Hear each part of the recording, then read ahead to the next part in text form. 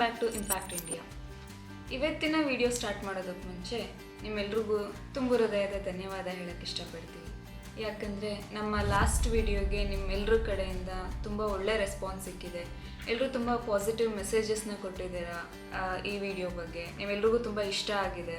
So ಇದೇ ಥರ ನಮಗೆ ಸಪೋರ್ಟ್ ಮಾಡ್ತಾ ಇದ್ದರೆ ಅದು ನಮಗೆ ಇನ್ನೂ ಕಂಟಿನ್ಯೂ ಮಾಡೋದಕ್ಕೆ ಒಂದು ಮೋಟಿವೇಶನ್ ಸಿಗುತ್ತೆ. Thank you so much. So ಬನ್ನಿ ಇವತ್ತಿನ ಒಂದು ಕಂಟೆಂಟ್ನ ಶುರು ಮಾಡೋಣ.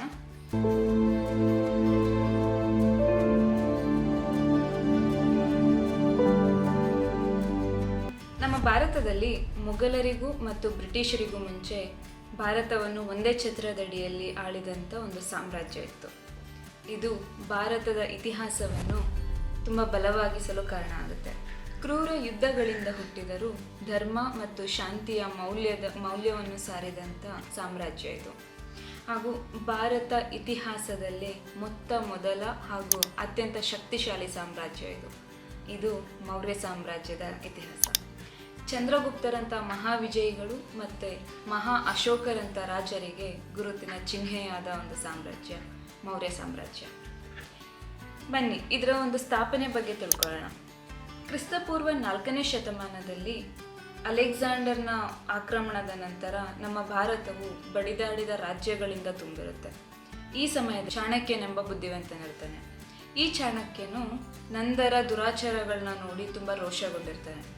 ಈ ಸಮಯದಲ್ಲಿ ಅವರಿಗೆ ತಕ್ಕ ಬುದ್ಧಿಯನ್ನು ಕಲಿಸ್ಬೇಕನ್ನೋ ಒಂದು ಉದ್ದೇಶದಿಂದ ಚಾಣಕ್ಯ ಎನ್ನುವ ಬುದ್ಧಿವಂತನು ಈ ಚಂದ್ರಗುಪ್ತರನ್ನು ಹುಡುಕಿ ಹೊರಡುತ್ತಾನೆ.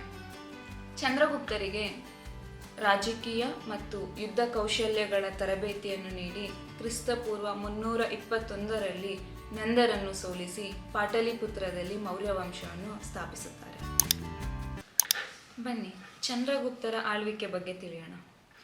ಇದಕ್ಕೂ ಮುಂಚೆ ನಾವು ಮೌರ್ಯ ಸಾಮ್ರಾಜ್ಯದ ಒಂದು ಸ್ಥಾಪನೆ ಬಗ್ಗೆ ತಿಳ್ಕೊಂಡ್ವಿ ಅಲ್ವಾ. ಇದು ಸುಮಾರು 2500 ವರ್ಷಗಳ ಹಿಂದಿನ ಇತಿಹಾಸ. ಹಾಗೆ ಮತ್ತೊಂದು ವಿಷಯ, ಇವಾಗ ನೀವೆಲ್ಲ ಕೇಳೇ ಇರ್ತೀರ, ತುಂಬ ಬುದ್ಧಿವಂತರು ಅಥವಾ ತುಂಬ ಇಂಟೆಲಿಜೆನ್ಸ್ನ ಚಾಣಕ್ಯ ಅಂತ ಕರೀತಾರೆ. ಈ ಹೆಸರು ಬಂದಿದ್ದು ಅಲ್ಲಿಂದನೇ, ಆ ನಂದ ವಂಶದಲ್ಲಿದ್ದಂಥ ಚಾಣಕ್ಯನಂದ. ಈಗ ಚಂದ್ರಗುಪ್ತರ ಆಳ್ವಿಕೆ ಬಗ್ಗೆ ತಿಳಿಯೋದಾದರೆ ಇವರ ಒಂದು ಕಾಲಘಟ್ಟ ಬಂದು ಕ್ರಿಸ್ತಪೂರ್ವ 322ರಿಂದ ಕ್ರಿಸ್ತಪೂರ್ವ 298ರವರೆಗೆ ಇತ್ತು. ಚಂದ್ರಗುಪ್ತರು ಈ ಅಲೆಕ್ಸಾಂಡರ್ನ ಒಬ್ಬ ಸೇನಾಧಿಕಾರಿ ಸೆಲ್ಯೂಕಸ್ ಅಂತ ಇರ್ತಾನೆ, ಅವರನ್ನು ಸೋಲಿಸಿ ಅವರ ಜೊತೆ ಒಂದು ಒಪ್ಪಂದ ಮಾಡ್ಕೋತಾರೆ. ಆ ಒಪ್ಪಂದದಲ್ಲಿ ಅವರ ಮಗಳನ್ನು ಮದುವೆ ಆಗ್ತಾರೆ ಮತ್ತು ಭಾರತದ ಪೂರ್ವ ಪಶ್ಚಿಮ ಭಾಗಗಳನ್ನು ಒಗ್ಗೂಡಿಸ್ತಾರೆ. ಭಾರತ ಇತಿಹಾಸದಲ್ಲೇ ಇದೇ ಮೊದಲ ಸಾಮ್ರಾಜ್ಯ, ಅದು ಭಾರತದ ಬಹುಪಾಲುಗಳನ್ನು ಏಕಛತ್ರದಡಿಯಲ್ಲಿ ಆಳಿರುವಂಥ ಸಾಮ್ರಾಜ್ಯ ಆಗುತ್ತೆ. ಚಂದ್ರಗುಪ್ತರ ಒಂದು ಆಳ್ವಿಕೆ ಸಮಯದಲ್ಲಿ ತುಂಬ ಒಂದು ಅಧಿಕಾರ ಕಚೇರಿಗಳು ಮತ್ತು ವ್ಯಾಪಾರ ಮಾರ್ಗಗಳನ್ನು ಅಭಿವೃದ್ಧಿಪಡಿಸ್ತಾರೆ.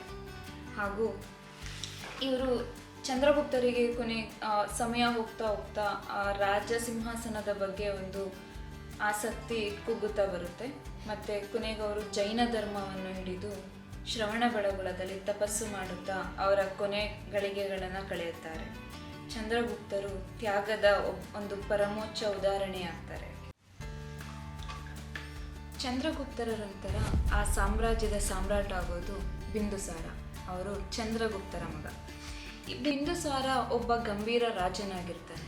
ಹಾಗೂ ಇವನು ದಕ್ಷಿಣ ಭಾರತದ ಕಡೆಗೆ ತನ್ನ ಸಾಮ್ರಾಜ್ಯವನ್ನು ವಿಸ್ತರಿಸ್ತಾರೆ. ಅಂದರೆ ಇಂದಿನ ಒಂದು ಅಫ್ಘಾನಿಸ್ತಾನ್ನಿಂದ ತಮಿಳುನಾಡಿನವರೆಗೆ ಸಾಮ್ರಾಜ್ಯನ ವಿಸ್ತರಿಸ್ಕೊಳ್ತಾರೆ. ಹಾಗೂ ಗ್ರೀಕ್ ನಾಯಕರೊಂದಿಗೆ ಕೆಲವು ರಾಜತಾಂತ್ರಿಕ ಸಂಬಂಧಗಳನ್ನು ಹೊಂದಿರುತ್ತಾರೆ. ಮತ್ತು ಈ ಒಂದು ಬಿಂದುಸಾರ ರಾಜನು ಬಹುಮಾನಿತ ರಾಜನಾಗಿ ಅವನ ರಾಜ್ಯವನ್ನು ಆಳುತ್ತಿರ್ತಾರೆ.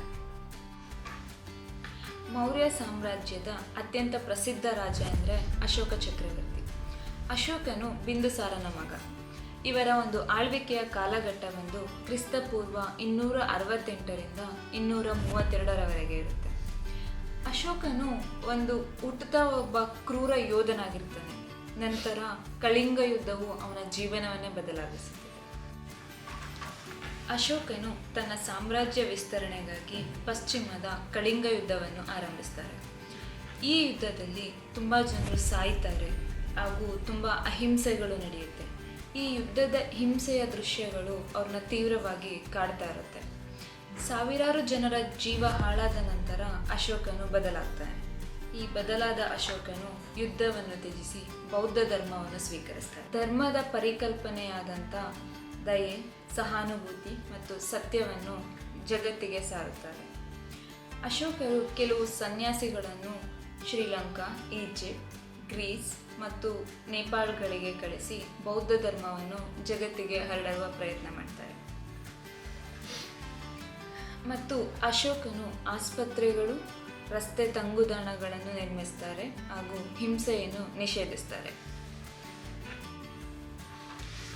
ಅಶೋಕರ ಋಷಭ ಸಿಂಹ ಸ್ತಂಭ ಇಂದು ಭಾರತದ ರಾಷ್ಟ್ರೀಯ ಚಿಹ್ನೆಯಾಗಿದೆ ಮತ್ತು ಅವರ ಧರ್ಮಚಕ್ರವು ಭಾರತ ಧ್ವಜದ ಒಂದು ಹೃದಯವಾಗಿದೆ. ಇದೆಲ್ಲವೂ ಅವರ ಪರಂಪರೆಯ ಸ್ಮರಣಾರ್ಥ. ಅಶೋಕನ ನಂತರ ಬಂದಂಥ ರಾಜರು ಶಕ್ತಿಹೀನರಾಗಿರುತ್ತಾರೆ ಮತ್ತು ಈ ಮೌರ್ಯ ವಂಶದ ಕೊನೆಯ ಚಕ್ರವರ್ತಿ ಅಂದರೆ ಅದು ಬೃಹದ್ರಥ.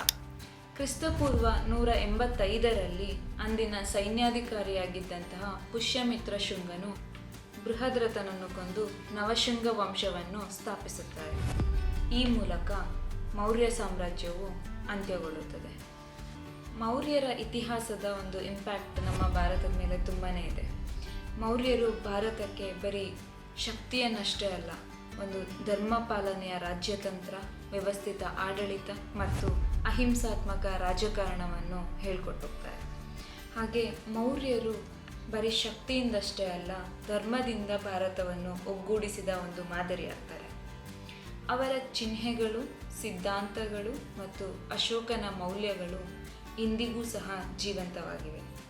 ಮೌರ್ಯರ ಯುಗ ಭಾರತದ ಇತಿಹಾಸದಲ್ಲೇ ಒಂದು ಗಾಢ ಅದ್ಭುತ ಅಧ್ಯಾಯವಾಗುತ್ತದೆ. ಬನ್ನಿ, ಮೌರ್ಯ ಸಾಮ್ರಾಜ್ಯ, ಚಾಣಕ್ಯ ಮತ್ತು ಅವರ ಇಂಪ್ಯಾಕ್ಟ್ಗಳನ್ನು ನೆನೆದು ಹೆಮ್ಮೆಯಿಂದ ಹೇಳೋಣ ನಾವು ಭಾರತೀಯರು.